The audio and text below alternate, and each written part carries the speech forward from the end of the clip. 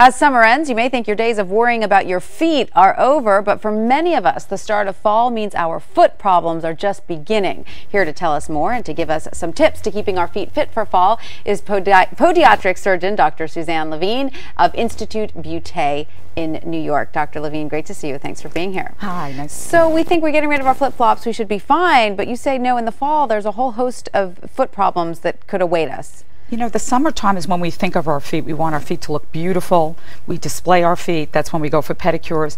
It's this time of year, though, that your feet kill you. When you try to put your foot back into closed shoes, closed loafers, or boots, this is the time that if you have pre-existing conditions like bunions, those are the bony bumps on the side of the foot, corns or hammer toes, or nerve pain, or even cracks and fissures, your feet really ache and kill. So let's break those down one by one. Let's start with the bunion. What causes a bunion? You know, the bunion, this is hereditary, and women are more prone to the bunion because we have a lighter bone structure. So there's hereditary factors. Usually if you have that bony bump on the side of your foot, your mother, your father, somebody else in your family had it. And what can you do to relieve the pressure on your bunion? Well, it's most important to make sure that the shoe is wide enough to fit the bunion, and you also want to lift the arch a little. And you can see on the table we have orthotics. Those are little inserts there. We have little arch supports that you can lift up, and especially when you wear those Uggs, you know, the time of year when you put those flat boots on and your arches start to bother you, that might aggravate the bunion, believe it or not. So using just little inserts.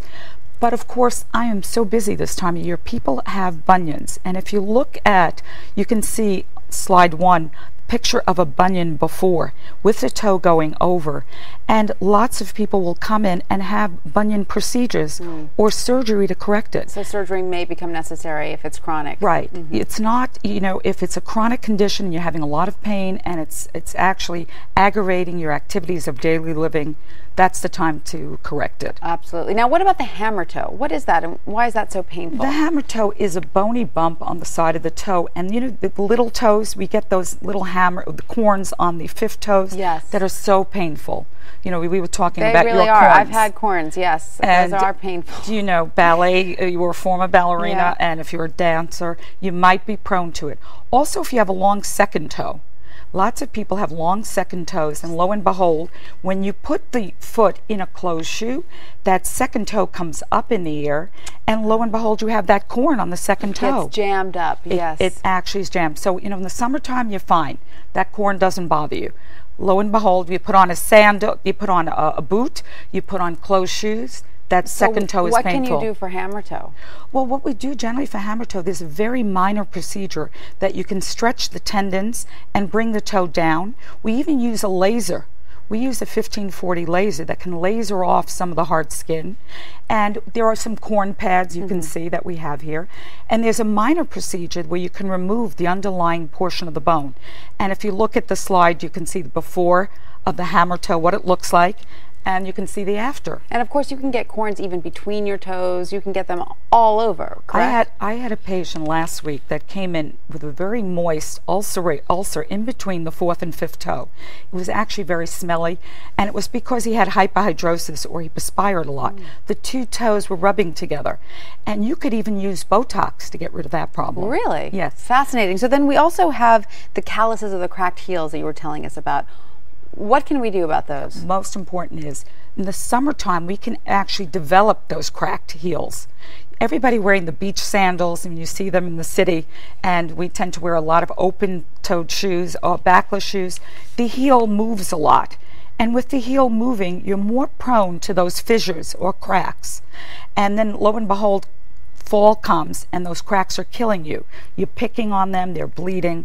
They're so painful. What can you do? What can you do? There's a lot of products. You can use a glycolic pad, you can use urea, you can use Aquaphor. You need to moisturize it and also pumice it. And there's some wonderful products out there that you can use. But do any of these problems get so bad that people have trouble even putting their shoes on? Yes. I mean, sometimes I'll see people even wearing sandals in the winter. In the winter time. They'll wear open-toed shoes. They have ingrown toenails that are so painful. That bunion is so painful. Yeah, how do we get the ingrown toenail? Tell us about that. Is that just we're not cutting our toenails enough? No, if in fact you're cutting them too Too much. much. You're cutting into the sides of the nails, and that causes the nail to grow in deeper, and it's so painful when you put on a closed shoe. So you can use a moisturizing agent. You can use even petroleum jelly around the nail. Does that So form a cushion? Well, what it does is just moisturize the nail so it doesn't curve in as much. Okay. Make sure to cut the nail straight across and don't cut the side of the nail.